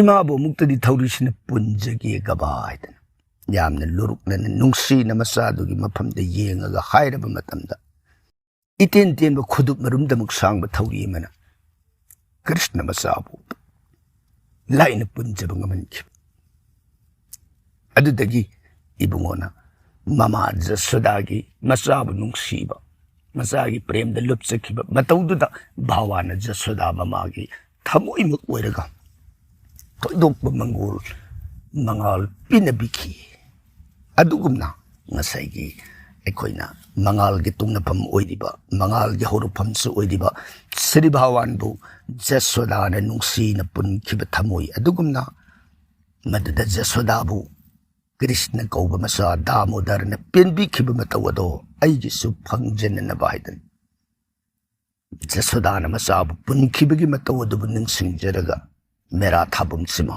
ꯍꯥꯏꯕꯗꯤ ꯃꯦꯔꯥ ꯄꯨꯔꯅꯤꯃꯥꯗꯒꯤ ꯍꯤꯌꯥꯡꯒꯩ ꯄꯨꯔꯅꯤꯃꯥ ꯐꯥꯎꯕꯒꯤ ꯃꯇꯝ ꯑꯁꯤ ꯃꯩ ꯑꯁꯤꯕꯨ ꯅꯨꯡꯁꯤꯅ ꯋꯥꯗ ꯄꯨꯜꯂꯒ ꯚꯥꯋꯥꯟ ꯀ꯭ꯔꯤꯁꯅꯃꯛꯅꯤ ꯍꯥꯏꯅ ꯚꯥꯋꯥꯟꯒꯤ ꯆꯣꯔꯣꯟꯗ ꯀꯠꯆꯔꯕꯗꯤ ꯃꯥꯒꯤ ꯃꯃꯥꯡꯗ ꯇꯧꯔꯛꯈꯤꯕ ꯄꯥꯞ ꯃꯌꯥꯝ ꯑꯃ ꯀꯣꯛꯄꯤꯕ, ꯕꯨꯙꯤ ꯒ꯭ꯌꯥꯟ ꯆꯥꯎꯈꯠꯄ, ꯂꯟ ꯊꯨꯝ ꯆꯥꯎꯈꯠꯄ, ꯍꯤꯔꯝ ꯃꯥꯏꯀꯩ ꯈꯨꯗꯤꯡꯃꯛꯇ ꯄꯨꯝꯅꯃꯛ ꯃꯪꯒꯣꯜ ꯄꯤꯅꯕꯤ ꯊꯣꯏꯗꯣꯛꯄ ꯃꯦꯔꯥ ꯊꯥꯎꯃꯩꯒꯤ ꯃꯒꯨꯟꯁꯤ ꯌꯥꯝꯅ ꯄꯥꯛ ꯆꯥꯎꯅ ꯂꯩꯈ꯭ꯔꯦ꯫ ꯁꯨꯝꯃꯣꯏꯗꯅ ꯄ꯭ꯔꯇꯤꯚꯥꯒꯤ ꯃꯐꯝꯗ ꯄꯥꯎꯗꯝꯖꯔꯤ, ꯊꯥꯒꯠꯆꯔꯤ꯫ 11ꯁꯨꯕꯗ ꯁꯨꯁꯃꯥ ꯍꯤꯗꯪꯃꯌꯨꯝ꯫ ꯍꯔꯦ ꯀ꯭ꯔꯤꯁꯅ, ꯑꯣꯖꯥꯕꯨ ꯈꯨꯔꯨꯝꯖꯔꯤ꯫ ꯑꯣꯖꯥ ꯋꯥꯍꯪ ꯑꯃꯠꯇ ꯍꯪꯖꯒꯦ꯫ ꯏꯃꯨꯡꯗ ꯎꯇꯤꯟ ꯆꯪꯕ ꯑꯃꯗꯤ ꯏꯃꯨꯡꯗ ꯎꯇꯤꯟ ꯆꯤꯛꯅꯕꯁꯤ ꯐꯠꯇꯕ꯭ꯔꯥ ꯑꯣꯖꯥ? ꯁꯨꯁꯃꯥ, ꯎꯇꯤꯟ ꯆꯪꯕꯗꯤ ꯀꯥꯏꯗꯦ, ꯑꯗꯨꯒ ꯎꯇꯤꯟ ꯆꯤꯛꯅꯕꯗꯤ ꯑꯐꯕ ꯑꯣꯏꯗꯦ꯫ ꯁꯨꯝꯃꯣꯏꯗꯅ ꯁꯨꯁꯃꯥꯒꯤ ꯃꯐꯝꯗ ꯄꯥꯎꯗꯝꯖꯔꯤ꯫ 13ꯁꯨꯕꯗ ꯎꯁꯥꯀꯤꯔꯟ ꯈꯨꯔꯥꯏꯖꯝ꯫ ꯑꯩꯒ꯭ꯌꯥꯕꯨ ꯂꯥꯞꯅ ꯈꯨꯔꯨꯝꯖꯔꯤ꯫ ꯑꯩꯒ꯭ꯌꯥꯅ ꯑꯟꯁꯥꯔ ꯄꯤꯕꯤꯔꯛꯄ ꯊꯥꯒꯠꯆꯔꯤ꯫ ꯉꯁꯤꯗꯤ ꯀꯣꯏꯁꯟ ꯅꯨꯡꯁꯤꯔꯕ ꯈꯣꯟꯖꯦꯜ ꯑꯃꯅ ꯀꯣꯏꯁꯟ ꯄꯥꯊꯣꯛꯄꯤꯕ ꯇꯥꯕꯗ ꯌꯥꯝ ꯅꯨꯡꯉꯥꯏꯖꯩ꯫ ꯊꯧꯔꯝꯁꯤ ꯃꯒꯨꯟ ꯍꯦꯟꯅ ꯍꯦꯟꯍꯜꯂꯦ ꯍꯥꯏꯖꯅꯤꯡꯉꯤ꯫ ꯊꯥꯒꯠꯆꯔꯤ꯫ Usa Kiran ꯑꯩꯈꯣꯏꯒꯤ ꯊꯧꯔꯝꯕꯨ ꯅꯨꯡꯁꯤꯅ ꯄꯨꯛꯅꯤꯡ ꯁꯧꯒꯠꯄꯤꯔꯤꯕ ꯑꯩꯈꯣꯏꯒꯤ ꯅꯨꯡꯁꯤꯖꯔꯕ ꯃꯔꯨꯞꯅ ꯑꯅꯧꯕ ꯈꯣꯟꯖꯦꯜ ꯑꯃꯕꯨ ꯑꯃꯨꯛ ꯇꯥꯕꯤꯔꯒ ꯃꯇꯨꯡꯗ ꯑꯃꯨꯛꯀꯁꯨ ꯑꯄꯦꯟꯕ ꯊꯥꯒꯠꯄ ꯐꯣꯡꯗꯣꯛꯄꯤꯔꯛꯄ ꯎꯁꯥ ꯀꯤꯔꯟꯒꯤ ꯐꯖꯕ ꯄꯨꯛꯆꯦꯜ ꯑꯇꯣꯞꯄꯒꯤ ꯇꯧꯕꯤꯃꯜꯕꯨ ꯃꯁꯛ ꯈꯪꯕꯤꯕꯗ ꯅꯠꯇꯅ ꯊꯥꯒꯠ ꯍꯩꯕ ꯒꯨꯟ ꯑꯁꯤꯃꯛꯇꯅ ꯁ꯭ꯔꯤ ꯚꯥꯋꯥꯅ ꯂꯦꯞꯅ ꯃꯪꯒꯣꯜ ꯄꯤꯅꯕꯤꯕ ꯑꯣꯏꯔꯁꯅꯨ ꯍꯥꯏꯅ ꯎꯁꯥ ꯀꯤꯔꯟꯒꯤ ꯃꯐꯝꯗ ꯑꯩꯈꯣꯏꯒꯤ ꯃꯥꯏꯀꯩꯗꯒꯤ ꯊꯝꯖꯔꯤ. Thagat-sari Usha Kiran. 15 ꯁꯨꯕꯗ ꯏꯕꯣꯝꯁꯥ ꯁꯤꯡ ꯑꯣꯖꯥꯕꯨ ꯑꯍꯥꯟꯕꯃꯛꯇꯗ ꯈꯨꯔꯨꯝꯖꯔꯤ. ꯑꯣꯖꯥꯅ ꯑꯩꯒꯤ ꯃꯃꯜ ꯌꯥꯝꯂꯕ ꯋꯥꯍꯪꯁꯤꯡꯒꯤ ꯄꯥꯎꯈꯨꯝ ꯄꯤꯕꯤꯔꯛꯄꯒꯤꯗꯃꯛ ꯑꯣꯖꯥꯕꯨ ꯄꯨꯟꯁꯤꯒꯤ ꯀꯥꯎꯖꯔꯣꯏ. ꯑꯣꯖꯥꯕꯨ ꯑꯔꯣꯏꯕꯗ ꯂꯥꯞꯅ ꯈꯨꯔꯨꯝꯖꯔꯤ. Ibomsa yamna nungaijai. Punsigi khongsatsida thengnajaruba ujaruba kharadang aikhoi miyuba samaj akhang khangda aikhoi punna khangminnaba yananaba mawongda thamjariba yahenba brahmagi channel ni hayeng karigumba ꯑꯩꯈꯣꯏꯅ ꯉꯁꯤ ꯊꯝꯖꯔꯤꯕꯁꯤꯒꯨꯝꯅ ꯑꯩꯈꯣꯏꯅ ꯈꯪꯗꯕ ꯍꯤꯔꯝ ꯑꯃ ꯍꯦꯛ ꯑꯩꯈꯣꯏꯅ ꯑꯃꯨꯛ ꯄꯨꯈꯠꯆꯔꯛꯄ ꯃꯇꯝꯗ ꯏꯕꯣꯝꯆꯥ ꯑꯃꯗꯤ ꯅꯨꯡꯁꯤꯖꯔꯕ ꯑꯩꯈꯣꯏꯒꯤ ꯃꯔꯨꯞꯁꯤꯡꯅꯁꯨ ꯑꯩꯈꯣꯏꯒꯤ ꯊꯝꯖꯔꯤꯕ ꯄꯥꯎꯈꯨꯝ ꯑꯗꯨ ꯈꯪꯕꯤꯕ ꯌꯥꯎꯔꯒꯗꯤ ꯄꯨꯛꯆꯦꯜ ꯆꯥꯎꯅ ꯄꯥꯎꯈꯨꯝꯕꯤꯔꯛꯎ ꯍꯥꯏꯅ ꯅꯣꯜꯂꯨꯛꯆꯔꯤ. ꯊꯥꯒꯠꯆꯔꯤ ꯏꯕꯣꯝꯆꯥ. 13 ꯁꯨꯕꯗ ꯁꯅꯥꯂꯩꯕꯥꯛ ꯏꯆꯦ ꯃꯣꯅꯤꯀꯥꯒꯤ ꯈꯣꯟꯖꯦꯜꯁꯦ ꯇꯥꯕꯗ ꯌꯥꯝ ꯅꯨꯡꯉꯥꯏꯖꯩꯌꯦ. All the best. ꯁꯅꯥꯂꯩꯕꯥꯛꯅ ꯄꯨꯈꯠꯄꯤꯔꯛꯂꯤꯕ ꯊꯥꯒꯠ ꯋꯥꯍꯩ ꯇꯔꯥꯝꯅ ꯑꯣꯛꯆꯔꯤ. ꯊꯥꯒꯠꯆꯔꯤ. ꯇꯥꯛꯄꯤꯔꯛꯂꯤꯕ ꯋꯥꯐꯝꯁꯤꯒꯤꯗꯤ ꯃꯣꯅꯤꯀꯥꯒꯤ ꯃꯥꯏꯀꯩꯗ ꯊꯥꯒꯠꯄꯤꯔꯛꯄꯅꯤꯅ ꯃꯣꯅꯤꯀꯥꯒꯤ ꯃꯥꯏꯀꯩꯗꯒꯤ ꯀꯔꯤ ꯋꯥꯐꯝ ꯊꯝꯕꯤꯅꯤꯡꯂꯤꯕ ꯃꯣꯅꯤꯀꯥ? ꯁꯅꯥꯂꯩꯕꯥꯛꯀꯤ ꯄꯥꯎꯈꯨꯝ ꯑꯣꯏꯅ ꯊꯥꯒꯠꯄꯤꯔꯛꯂꯕꯅꯤꯅ ꯊꯥꯒꯠꯆꯔꯤ ꯍꯥꯏꯅ ꯆꯝꯅ ꯑꯩꯒꯤ ꯄꯥꯎꯈꯨꯝ ꯊꯝꯖꯔꯤ. ꯌꯥꯝꯅꯃꯛ ꯅꯨꯡꯉꯥꯏꯖꯩ ꯁꯅꯥꯂꯩꯕꯥꯛ. ꯑꯗꯨꯗꯤ ꯃꯣꯅꯤꯀꯥ ꯃꯊꯪꯒꯤ ꯋꯥꯍꯪ ꯑꯃꯨꯛ ꯂꯧꯈꯠꯁꯤ. 18 ꯁꯨꯕꯗ ꯋꯥꯍꯪ ꯄꯥꯎꯈꯨꯝ ꯑꯁꯤꯒꯤꯗꯃꯛ ꯅꯨꯡꯉꯥꯏꯕ ꯐꯣꯡꯗꯣꯛꯄꯤꯔꯛꯄ ꯑꯃꯗꯤ ꯆꯦꯅꯦꯜꯁꯤꯒꯤꯗꯃꯛ ꯊꯥꯒꯠꯄ ꯐꯣꯡꯗꯣꯛꯄꯤꯔꯛꯄꯁꯤꯡ: ꯕꯆꯁꯄꯇꯤꯃꯌꯨꯝ ꯒꯧꯔꯤ ꯗꯦꯕꯤ, ꯍꯦꯃꯣꯂꯇꯥ ꯍꯩꯁꯅꯥꯝ, ꯁꯨꯕꯤꯇꯥ ꯃꯣꯏꯔꯥꯡꯊꯦꯝ, ꯊꯝꯕꯥꯜ ꯇꯣꯝꯕꯤ ꯂꯥꯏꯁ꯭ꯔꯝ, ꯂꯟꯆꯦꯟꯕ ꯑꯣꯏꯅꯥꯝ. ꯑꯩꯈꯣꯏꯒꯤ ꯅꯨꯡꯁꯤꯖꯔꯕ ꯃꯔꯨꯞꯁꯤꯡꯒꯤ ꯊꯥꯒꯠꯄ ꯑꯃꯗꯤ ꯑꯩꯈꯣꯏꯕꯨ ꯄꯨꯛꯅꯤꯡ ꯁꯧꯒꯠꯄꯤꯔꯛꯄ ꯄꯨꯝꯅꯃꯛꯄꯨ ꯇꯔꯥꯝ ꯇꯔꯥꯝꯅ ꯑꯣꯛꯆꯕꯒ ꯂꯣꯏꯅꯅ ꯑꯩꯈꯣꯏꯒꯤ ꯃꯥꯏꯀꯩꯗꯒꯤꯁꯨ ꯃꯪꯒꯣꯜ ꯑꯥꯁꯤꯔꯕꯥꯗ ꯄꯤꯖꯔꯤ. ꯄꯨꯝꯅꯃꯛꯄꯨ ꯊꯥꯒꯠꯆꯔꯤ. 19 ꯁꯨꯕꯗ ꯄꯨꯏꯅꯕꯇꯤ ꯑꯣꯖꯥ ꯁꯅꯥ ꯈꯣꯡꯅꯥꯡ ꯃꯐꯝ ꯍꯣꯡꯗꯣꯛꯄꯁꯤ ꯀꯔꯤ ꯅꯨꯃꯤꯠꯇ ꯑꯐꯕ ꯑꯣꯏꯒꯦ ꯑꯃꯨꯛꯇ ꯍꯥꯏꯕꯤꯔꯛꯎ. ꯄꯨꯅꯕꯇꯤ ꯁꯅꯥ ꯈꯣꯡꯅꯥꯡ ꯃꯐꯝ ꯍꯣꯡꯕ ꯍꯥꯏꯕꯁꯤ ꯁꯥꯁꯇ꯭ꯔꯅ ꯊꯝꯕꯤꯔꯝꯂꯤꯕꯁꯤ ꯊꯥꯡꯖ ꯅꯠꯇ꯭ꯔꯒ ꯑꯦꯀꯥꯗꯁꯤ ꯅꯠꯇ꯭ꯔꯒ ꯄꯨꯔꯅꯤꯃꯥ ꯍꯥꯏꯔꯤꯕ ꯅꯨꯃꯤꯠꯁꯤꯡꯁꯤꯗꯤ ꯑꯐꯕ ꯑꯣꯏꯗꯦ. ꯃꯁꯤ ꯅꯠꯇꯕ ꯑꯇꯣꯞꯄ ꯅꯨꯃꯤꯠꯁꯤꯡꯗꯤ ꯑꯗꯨꯃꯛ ꯀꯥꯏꯗꯦ ꯍꯥꯏꯗꯅ ꯃꯣꯠ ꯊꯝꯕꯤꯔꯝꯃꯤ. ꯃꯁꯤꯃꯇꯪ ꯄꯨꯅꯕꯇꯤꯒꯤ ꯃꯐꯝꯗ ꯊꯝꯖꯔꯤ. ꯃꯊꯪꯒꯤ ꯋꯥꯍꯪ ꯂꯧꯈꯠꯁꯤ ꯃꯣꯅꯤꯀꯥ. ꯁꯨꯔꯖ ꯈꯣꯏꯔꯝꯕꯒꯤ ꯕ꯭ꯂꯣꯛꯇ ꯑꯍꯥꯟꯕ ꯍꯪꯕꯤꯔꯛꯄ ꯀꯣꯏꯁꯟꯗ ꯄꯕꯤꯇ꯭ꯔ ꯍꯟꯖꯕꯝ, ꯍꯔꯦ ꯀ꯭ꯔꯤꯁꯅ ꯑꯩꯒ꯭ꯌꯥ ꯍꯥꯏꯔꯤꯕ ꯏꯁꯤꯡꯁꯦ ꯂꯩꯇ꯭ꯔꯕꯗꯤ ꯀꯃꯥꯏ ꯀꯠꯀꯅꯤ? ꯄꯕꯤꯇ꯭ꯔꯥ, ꯑꯩꯈꯣꯏꯒꯤꯗꯤ ꯃꯁꯤ ꯇꯧ ꯐꯩ ꯍꯥꯏꯅ ꯁꯥꯁꯇ꯭ꯔꯅ ꯍꯥꯏꯔꯝꯕꯗꯨ ꯄꯥꯎꯗꯝꯖꯕ ꯈꯛꯇꯅꯤ. ꯌꯥꯔꯤꯕ ꯃꯈꯩ ꯚꯦꯗꯅ ꯍꯥꯏꯔꯝꯕ ꯋꯥꯐꯝ ꯑꯁꯤ ꯑꯩꯈꯣꯏ ꯄꯨꯟꯅ ꯉꯥꯛꯅ ꯆꯠꯄ ꯉꯝꯅꯅꯕ ꯍꯣꯠꯅꯕ ꯐꯩ ꯍꯥꯏꯕꯗꯨꯅꯤ. ꯅꯨꯡꯉꯥꯏꯕ ꯍꯥꯏꯕꯁꯤ ꯑꯋꯥꯕꯒꯤ ꯈꯨꯗꯣꯜꯅꯤ. ꯑꯋꯥꯕ ꯌꯥꯎꯗꯅꯗꯤ ꯅꯨꯡꯉꯥꯏꯕ ꯀꯔꯝꯅ ꯐꯪꯒꯅꯤ? ꯑꯗꯨꯅ ꯅꯛꯅ ꯏꯁꯤꯡꯗꯨ ꯂꯩꯇ꯭ꯔꯒꯗꯤ ꯑꯔꯩꯕ ꯃꯐꯝꯗ ꯈꯔ ꯋꯥꯔꯕꯁꯨ ꯋꯥꯅ ꯆꯠꯄꯤꯕ ꯐꯩ ꯍꯥꯏꯅ ꯃꯃꯥꯡꯗꯁꯨ ꯊꯝꯖꯈ꯭ꯔꯕꯅꯤ. ꯊꯥꯒꯠꯆꯔꯤ ꯄꯕꯤꯇ꯭ꯔꯥ. 2 ꯁꯨꯕꯗ ꯏꯕꯦꯌꯥꯏ ꯗꯦꯕꯤ, ꯑꯣꯖꯥ ꯂꯥꯞꯅ ꯈꯨꯔꯨꯝꯖꯔꯤ. ꯑꯣꯖꯥꯕꯨ ꯃꯇꯝ ꯂꯩꯕ ꯈꯨꯗꯤꯡꯃꯛꯇ, ꯈꯣꯡꯊꯥꯡ ꯈꯨꯗꯤꯡꯃꯛꯇ ꯏꯁ꯭ꯋꯔꯅ ꯉꯥꯛꯄꯤ ꯁꯦꯟꯕꯤꯌꯨ.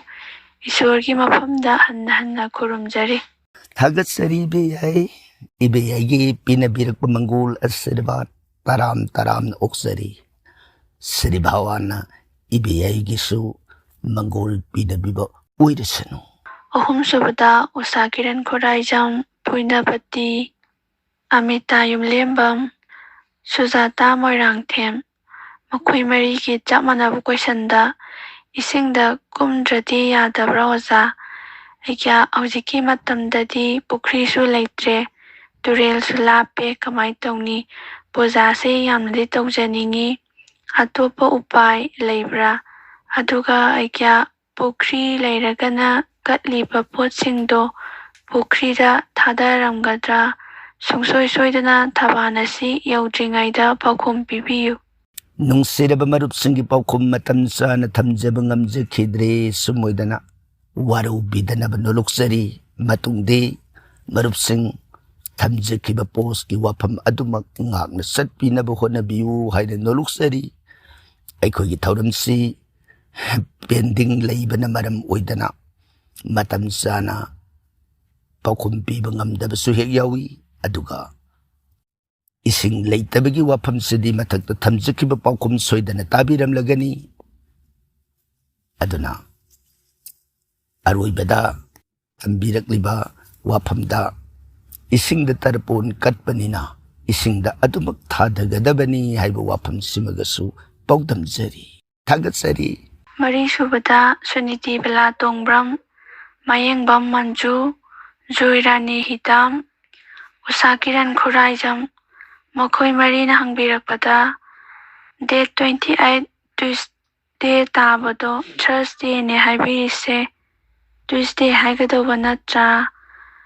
ꯑꯩꯒ꯭ꯌꯥꯅ ꯁꯨꯔꯖ ꯈꯣꯏꯔꯝꯕꯒꯤ ꯃꯟꯇ꯭ꯔꯒ ꯂꯣꯏꯅꯅ ꯄꯨꯡꯐꯝ ꯇꯥꯛꯄꯤꯕ ꯚꯤꯗꯤꯑꯣ ꯁꯦꯝꯕꯤꯔꯛꯄ ꯑꯩꯒ꯭ꯌꯥꯕꯨ ꯂꯥꯞꯅ ꯈꯨꯔꯨꯝꯖꯔꯤ꯫ ꯅꯨꯡꯁꯤꯔꯕ ꯃꯔꯨꯞꯁꯤꯡꯅ ꯊꯝꯕꯤꯔꯛꯂꯤꯕ ꯋꯥꯐꯝꯁꯤꯒꯤꯗꯃꯛ ꯑꯍꯥꯟꯕꯗ ꯊꯥꯒꯠꯄ ꯐꯣꯡꯗꯣꯛꯆꯔꯤ꯫ ꯑꯩꯈꯣꯏꯒꯤ ꯊꯥꯒꯠꯆꯈꯤꯕ ꯄꯣꯁ ꯑꯗꯨꯒꯤ ꯃꯔꯛꯇ ꯑꯩꯈꯣꯏꯅ ꯄꯤꯛꯆꯔ ꯍꯥꯞꯆꯈꯤꯕꯅꯤ꯫ ꯄꯤꯛꯆꯔꯗꯨꯗ ꯌꯦꯡꯕꯤꯔꯝꯂꯒꯗꯤ ꯁꯣꯏꯗꯅ ꯈꯪꯕꯤꯔꯝꯒꯗꯕꯅꯤ, ꯑꯗꯨꯕꯨ ꯄꯤꯛꯆꯔ ꯌꯦꯡꯕꯤꯗꯅ ꯑꯩꯈꯣꯏꯒꯤ ꯋꯥꯍꯩꯒꯤ ꯈꯣꯟꯊꯣꯛꯇ ꯁꯣꯏꯅ ꯂꯥꯟꯅ ꯍꯥꯏꯈꯤꯕ, ꯂꯥꯟꯈꯤꯕ ꯑꯁꯤꯒꯤꯗꯃꯛ ꯄꯨꯛꯆꯦꯜ ꯆꯥꯎꯅ ꯉꯥꯛꯄꯤꯅꯅꯕ ꯑꯃꯨꯛꯀꯁꯨ ꯍꯟꯅ ꯄꯨꯝꯅꯃꯛꯀꯤ ꯃꯐꯝꯗ ꯈꯨꯔꯨꯝꯖꯔꯤ꯫ ꯊꯥꯒꯠꯆꯔꯤ ꯃꯔꯨꯞꯁꯤꯡ꯫ ꯇꯔꯨꯛꯁꯨꯕꯗ ꯔꯣꯕꯤꯟ ꯕ꯭ꯔꯍ꯭ꯃꯀ ꯑꯣꯝ ꯁꯨꯔꯖ ꯅꯃः꯫ ꯔꯣꯕꯤꯟ ꯕ꯭ꯔꯍ꯭ꯃ ꯁꯨꯔꯖꯗꯦꯕꯅ ꯃꯇꯝ ꯆꯨꯞꯄꯗ ꯊꯧꯖꯥꯟ ꯄꯤꯅꯕꯤꯕ ꯑꯣꯏꯁꯅꯨ ꯍꯥꯏꯗꯅ ꯔꯣꯕꯤꯟ ꯕ꯭ꯔꯍ꯭ꯃꯒꯤ ꯃꯐꯝꯗ ꯄꯥꯎꯗꯝꯖꯔꯤ꯫ ꯊꯥꯒꯠꯆꯔꯤ ꯔꯣꯕꯤꯟ꯫ ꯇꯔꯦꯠꯁꯨꯕꯗ ꯁꯅꯥꯍꯟꯕꯤ ꯈꯨꯃꯟ, ꯑꯣꯖꯥ ꯃꯅꯤꯄꯨꯔꯗ ꯑꯗꯨꯝ ꯍꯥꯏꯕ ꯌꯥꯕ꯭ꯔꯣ? ꯑꯣꯖꯥꯅ ꯍꯥꯏꯔꯤꯕꯁꯤꯡꯒꯤ ꯃꯅꯨꯡꯗꯒꯤ ꯑꯃꯇꯪ ꯁꯣꯟꯕ ꯌꯥꯕ꯭ꯔꯣ? ꯁꯅꯥꯍꯟꯕꯤ, ꯅꯨꯡꯁꯤꯅꯗ ꯈꯨꯔꯨꯝꯕꯤꯌꯨ, ꯀꯠꯄꯤꯌꯨ, ꯁꯨꯃꯥꯏꯗꯅ ꯁꯅꯥꯍꯟꯕꯤꯒꯤ ꯋꯥꯍꯪꯒꯤ ꯄꯥꯎꯈꯨꯝ ꯊꯝꯖꯔꯤ꯫ ꯅꯨꯡꯁꯤꯅꯕꯨ ꯀꯠꯂꯕꯗꯤ ꯄꯨꯝꯅꯃꯛ ꯃꯄꯨꯡ ꯐꯥꯔꯒꯅꯤ꯫ ꯅꯤꯄꯥꯟꯁꯨꯕꯗ ꯂꯟꯆꯦꯟꯕ ꯑꯣꯏꯅꯥꯝ, ꯏꯕꯦꯝꯍꯜ ꯗꯦꯕꯤ, ꯅꯤꯂꯀꯩꯅ ꯑꯦꯟꯖꯤ, ꯕꯆꯁꯄꯇꯤꯃꯌꯨꯝ ꯒꯧꯔꯤ ꯗꯦꯕꯤ, ꯃꯅꯤꯇꯣꯝꯕ, S Kina, Tamphamani Sharma, Ibeyai Devi, Karam Birjit, Memcha Rajkumari, T H Memory, ꯃꯈꯣꯏꯁꯤꯡ ꯑꯁꯤꯅ ꯊꯥꯒꯠꯄ ꯅꯨꯡꯉꯥꯏꯖꯕ ꯐꯣꯡꯗꯣꯛꯆꯔꯛꯏ꯫ ꯀ꯭ꯔꯤꯁꯅ ꯃꯣꯍꯟ ꯍꯋꯥꯏꯕꯝꯅ thank you universe, Thambal Tombi Laishram share ꯇꯧꯖꯔꯦ ꯑꯩꯒ꯭ꯌꯥ꯫ ꯑꯔꯣꯏꯕꯗ ꯄꯤꯌꯥ ꯂꯩꯁꯥꯡꯊꯦꯝ,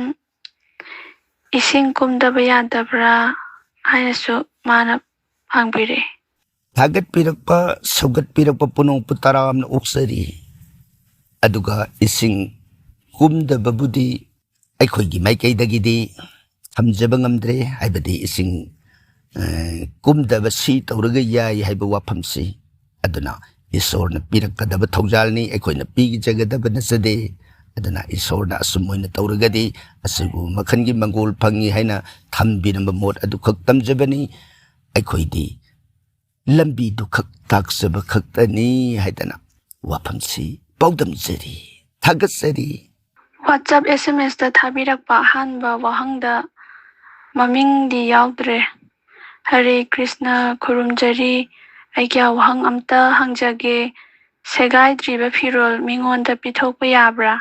ꯑꯃꯅ ꯕꯖꯥꯔꯗꯒꯤ ꯂꯩꯕ ꯂꯩꯗꯤ ꯏꯁꯣꯔꯅ ꯂꯧꯕ꯭ꯔꯥ?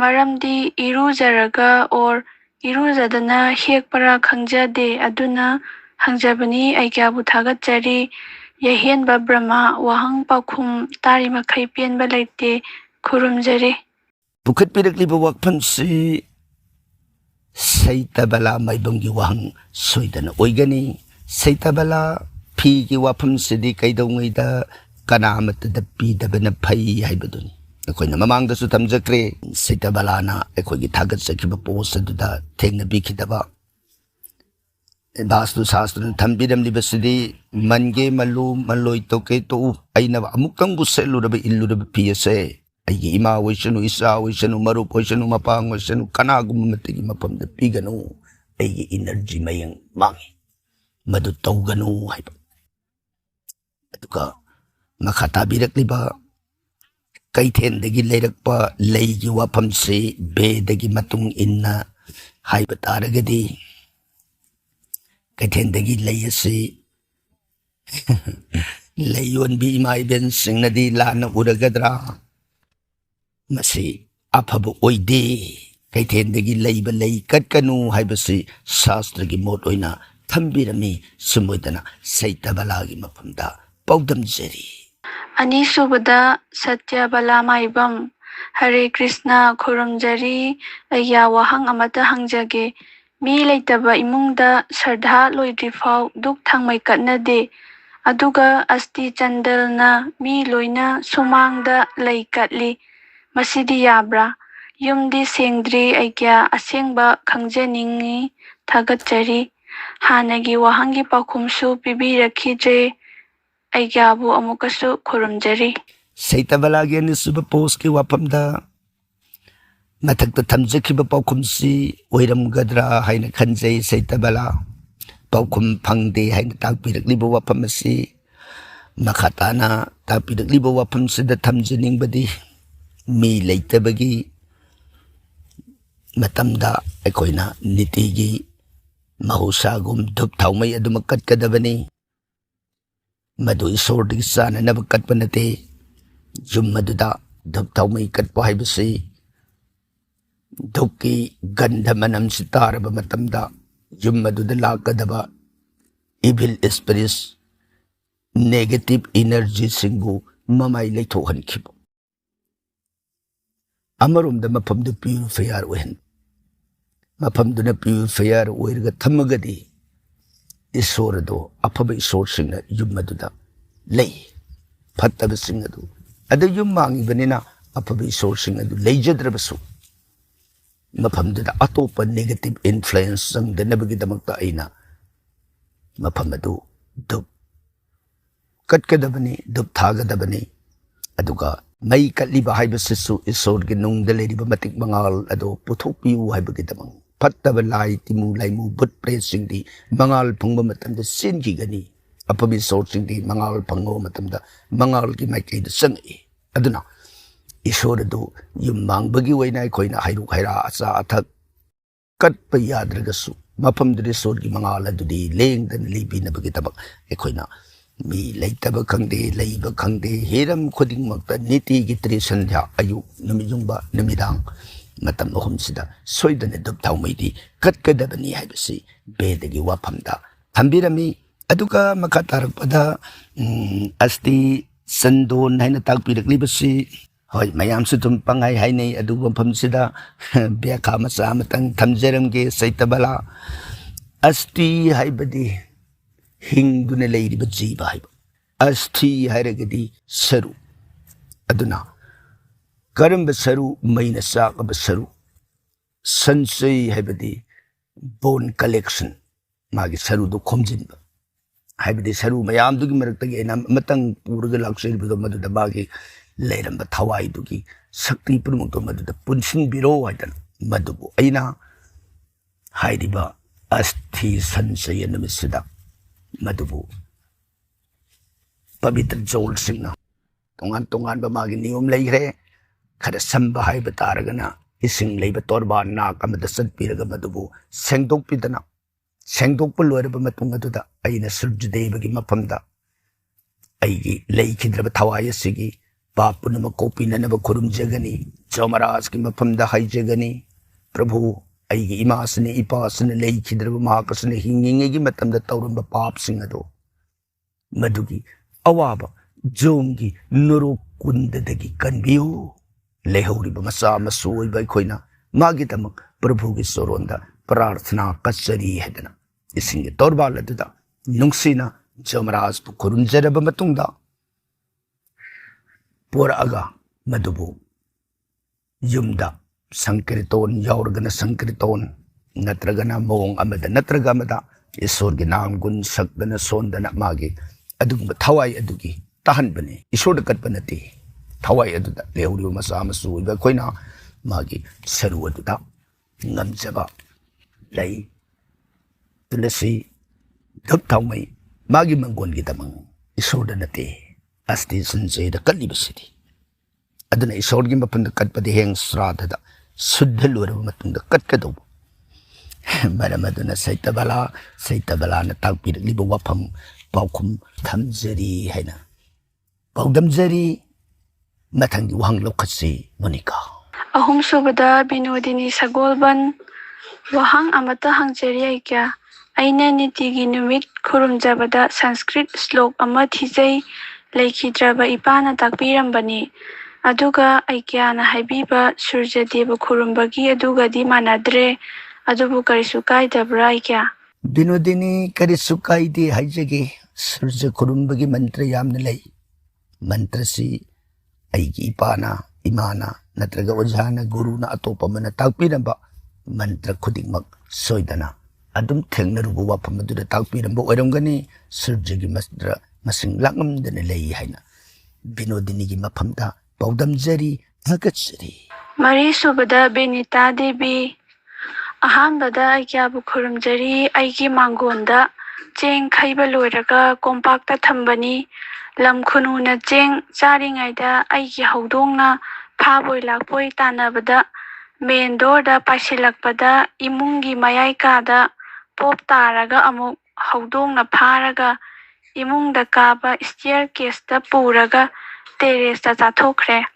ꯃꯁꯤꯕꯨ ꯑꯀꯥꯏꯕ ꯀꯔꯤ ꯀꯔꯤ ꯂꯩꯕꯒꯦ ꯆꯟꯗ꯭ꯔꯃꯨꯈꯤ ꯍꯥꯏꯔꯤꯕ ꯂꯩꯁꯤ ꯁꯨꯔꯖꯗꯦꯕꯗ ꯀꯠꯄ ꯌꯥꯕ꯭ꯔꯥ ꯑꯃꯅ ꯂꯥꯇꯣꯟ ꯀꯛꯇꯕ ꯏꯃꯨꯡꯗ ꯄꯨꯁꯤꯟꯒꯅꯨ ꯍꯥꯏꯅꯔꯤꯕꯁꯤꯒꯤ ꯃꯔꯝꯁꯨ ꯇꯥꯛꯄꯤꯌꯨ ꯑꯩꯒ꯭ꯌꯥꯅ ꯂꯝꯖꯤꯡ ꯂꯝꯇꯥꯛꯄꯤꯕꯒꯤꯗꯃꯛ ꯊꯥꯒꯠꯆꯔꯤ ꯕꯤꯅꯦꯇꯥ ꯀꯔꯤꯁꯨ ꯀꯥꯏꯗꯦ ꯍꯥꯏꯅ ꯊꯝꯖꯒꯦ ꯃꯗꯨ ꯍꯧꯗꯣꯡꯒꯤ ꯃꯊꯧ ꯑꯣꯏꯔꯁꯅꯨ ꯍꯥꯏꯕꯗꯤ ꯑꯩꯈꯣꯏꯒ ꯃꯔꯤ ꯂꯩꯅꯗꯦ ꯑꯩꯈꯣꯏꯅ ꯃꯥꯕꯨ ꯍꯥꯠꯂꯨꯕ ꯅꯠꯇꯦ ꯐꯥꯔꯨꯕ ꯅꯠꯇꯦ ꯆꯨꯝꯅ ꯑꯩꯒꯤ ꯌꯨꯝꯗ ꯂꯩꯔꯤꯕ ꯍꯧꯗꯣꯡ ꯑꯗꯨꯅ ꯇꯧꯖꯈꯤꯕꯅꯤ ꯃꯗꯨ ꯐꯠꯇꯕ ꯏꯕꯤꯜ ꯑꯣꯏꯔꯝꯃꯕꯁꯨ ꯑꯩꯒꯤ ꯌꯨꯝꯒꯤ ꯍꯧꯗꯣꯡ ꯑꯗꯨꯗꯤ ꯑꯩꯒ ꯂꯩꯃꯤꯟꯅꯔꯤꯕꯅꯤꯅ ꯑꯩꯒꯤ ꯃꯤꯆꯪꯅꯤ ꯃꯥꯅ ꯇꯧꯔꯤꯕꯗꯣ ꯁꯣꯝꯗ ꯑꯣꯏꯅ ꯂꯧꯁꯤ ꯑꯗꯨꯒ ꯆꯟꯗ꯭ꯔꯃꯨꯈꯤ ꯂꯩ ꯁꯨꯔꯖꯗꯦꯕꯗ ꯀꯠꯄꯒꯤ ꯋꯥꯐꯝ ꯄꯨꯈꯠꯂꯛꯂꯤꯕꯁꯤꯗꯤ ꯀꯔꯤꯃꯠꯇ ꯗꯣꯁ ꯂꯩꯇꯦ ꯀꯠꯄꯤꯒꯗꯕꯅꯤ ꯀꯠꯄ ꯌꯥꯏ ꯍꯥꯏꯕ ꯋꯥꯐꯝꯁꯤꯃ ꯊꯝꯖꯔꯒ ꯑꯔꯣꯏꯕꯒꯤ ꯋꯥꯐꯝꯗ ꯂꯥꯇꯣꯟꯒꯤ ꯋꯥꯐꯝ ꯄꯨꯈꯠꯄꯤꯔꯛꯏꯕꯁꯤ ꯁꯥꯁꯇ꯭ꯔꯅ ꯊꯝꯕꯤꯔꯝꯕ ꯃꯣꯠꯇꯗꯤ ꯍꯥꯏꯔꯤꯕ ꯂꯐꯨ ꯄꯥꯝꯕꯤ ꯃꯧ ꯂꯐꯣꯏ ꯈꯨꯗꯤꯡꯃꯛꯇ ꯃꯉꯣꯟꯗ ꯃꯪꯒꯣꯜꯒꯤ ꯁꯔꯨꯛ ꯑꯃꯠꯇ ꯌꯥꯎꯗꯕ ꯃꯍꯥ ꯃꯪꯒꯂ ꯁ꯭ꯋꯥꯔꯨꯞ ꯗꯩꯕ ꯀꯔꯕ ꯈꯨꯗꯤꯡꯃꯛꯇ ꯀꯠꯇꯅ ꯌꯥꯎꯅꯔꯤꯕ ꯃꯪꯒꯣꯜꯒꯤ ꯃꯁꯛ ꯑꯣꯏꯕ ꯑꯗꯨꯒꯨꯝꯕ ꯄꯥꯝꯕꯤꯅꯤ ꯗꯨꯔꯚꯥꯁꯥ ꯃꯨꯅꯤꯒꯤ ꯅꯨꯄꯤꯅ ꯑꯣꯏꯈꯤꯕ ꯄꯕꯤꯇ꯭ꯔ ꯑꯣꯏꯔꯕꯤ ꯑꯗꯨꯒꯨꯝꯕꯤ ꯏꯕꯦꯝ ꯑꯗꯨꯅ ꯍꯧꯈꯤꯕ ꯖꯤꯕꯒꯤꯗꯃꯛ ꯃꯪꯒꯣꯜ ꯄꯤꯅꯔꯤꯕꯤ ꯃꯍꯥꯛ ꯑꯁꯤꯒꯤ ꯂꯥꯇꯣꯟꯕꯨ ꯏꯃꯨꯡꯗ ꯄꯨꯁꯤꯟꯕ ꯌꯥꯕ ꯌꯥꯗꯕꯒꯤ ꯋꯥꯐꯝꯁꯦ ꯑꯗꯨꯝ ꯉꯥꯡꯅꯩ ꯑꯗꯨꯕꯨ ꯁꯥꯁꯇ꯭ꯔꯅꯗꯤ ꯃꯁꯤꯒꯤ ꯌꯥꯗꯕꯒꯤ ꯋꯥꯐꯝ ꯄ꯭ꯔꯣꯍꯤꯕꯤꯇꯦꯠꯁꯤꯃꯗꯤ ꯊꯦꯡꯅꯖꯗꯦ ꯍꯥꯏꯗꯅ ꯕꯦꯅꯦꯇꯥꯒꯤ ꯃꯐꯝꯗ ꯄꯥꯎꯗꯝꯖꯔꯤ ꯊꯥꯒꯠꯆꯔꯤ ꯃꯉꯥꯁꯨꯕꯗ ꯁꯨꯕꯤꯇꯥ ꯌꯦꯟꯗ꯭ꯔꯦꯝꯕꯝ ꯅꯨꯄꯤꯅ ꯂꯥꯏ ꯅꯨꯄꯥꯅ ꯍꯤꯡꯆꯥꯕ ꯇꯥꯕꯁꯦ ꯀꯔꯤ ꯑꯀꯥꯏꯕ ꯂꯩꯒꯦ ꯑꯩꯒ꯭ꯌꯥ ꯑꯃꯨꯛꯇ ꯇꯥꯛꯄꯤꯔꯛꯎ ꯈꯨꯔꯨꯝꯖꯔꯤ ꯑꯩꯒ꯭ꯌꯥꯕꯨ ꯁꯨꯕꯤꯇꯥꯅ ꯄꯨꯈꯠꯄꯤꯔꯛꯂꯤꯕ ꯂꯥꯏ ꯍꯤꯡꯆꯥꯕ ꯇꯥꯕꯒꯤ ꯋꯥꯐꯝꯁꯤꯗꯤ ꯀꯔꯤꯕꯨ ꯍꯥꯏꯒꯅꯤ ꯂꯥꯏ ꯍꯤꯡꯆꯥꯕ ꯃꯍꯧꯁꯥꯅ ꯌꯥꯅꯗꯦ ꯈꯠꯅꯩ ꯑꯗꯨꯅ ꯑꯃꯅ ꯂꯥꯏ ꯑꯃꯅ ꯍꯤꯡꯆꯥꯕ ꯇꯥꯔꯒꯗꯤ ꯅꯨꯄꯤ ꯑꯣꯏꯒꯦꯌꯨ ꯅꯤꯄꯥ ꯑꯣꯏꯒꯦꯌꯨ ꯑꯅꯤꯗꯨꯒꯤ ꯃꯔꯛꯇ ꯂꯥꯏ ꯍꯤꯡꯆꯥꯕꯕꯨ ꯍꯦꯛ ꯇꯥꯔꯕ ꯌꯨꯝꯗꯨ ꯐꯥꯏꯇꯤꯡ ꯀꯟꯐ꯭ꯂꯤꯛ ꯈꯔꯗꯤ ꯑꯗꯨꯝ ꯃꯔꯩꯔꯦ ꯍꯥꯏꯖꯕ ꯇꯥꯏ ꯃꯗꯨꯗꯒꯤ ꯍꯟꯊꯅꯅꯕ ꯃꯤꯇꯤꯒꯦꯠ ꯇꯧꯅꯅꯕ ꯅꯤꯌꯣꯝ ꯑꯈꯪ ꯑꯍꯩ ꯇꯥꯟꯅꯕꯤꯌꯨ ꯁꯨꯝ ꯑꯣꯏꯗꯅ ꯁꯨꯕꯤꯇꯥꯒꯤ ꯃꯐꯝꯗ ꯄꯥꯎꯗꯝꯖꯔꯤ ꯑꯔꯣꯏꯕꯗ ꯌꯥꯏꯍꯦꯟꯕ ꯕ꯭ꯔꯍ꯭ꯃꯥꯒꯤ ꯚ꯭ꯌꯨꯋꯔ ꯂꯤꯁꯅꯔ ꯃꯌꯥꯝꯕꯨꯁꯨ ꯑꯩꯍꯥꯛꯀꯤ ꯃꯥꯏꯀꯩꯗꯒꯤ ꯑꯔꯣꯏꯕꯁꯤꯗ ꯑꯃꯨꯛꯀꯁꯨ ꯍꯟꯅ ꯈꯨꯔꯨꯝꯖꯔꯤ꯫ ꯉꯁꯤꯒꯤꯗꯤ ꯃꯇꯥꯡ ꯑꯁꯤꯗ ꯑꯩꯈꯣꯏꯒꯤ ꯌꯥꯏꯍꯦꯟꯕ ꯕ꯭ꯔꯍ꯭ꯃꯕꯨ ꯅꯨꯡꯁꯤꯕꯤꯗꯨꯅ ꯋꯥꯍꯪ ꯄꯥꯎꯈꯨꯝꯒꯤ ꯊꯧꯔꯝ ꯑꯁꯤꯗ ꯋꯥꯍꯪ ꯄꯨꯈꯠꯄꯤꯔꯛꯈꯤꯕ ꯑꯃꯗꯤ ꯇꯥꯕꯤꯔꯤꯕ ꯅꯨꯡꯁꯤꯖꯔꯕ ꯃꯔꯨꯞ ꯃꯄꯥꯡ ꯈ꯭ꯋꯥꯏ ꯄꯨꯝꯅꯃꯛꯄꯨ ꯑꯔꯣꯏꯕꯁꯤꯗ ꯑꯃꯨꯛꯀꯁꯨ ꯍꯟꯅ ꯈꯨꯔꯨꯝꯖꯔꯤ꯫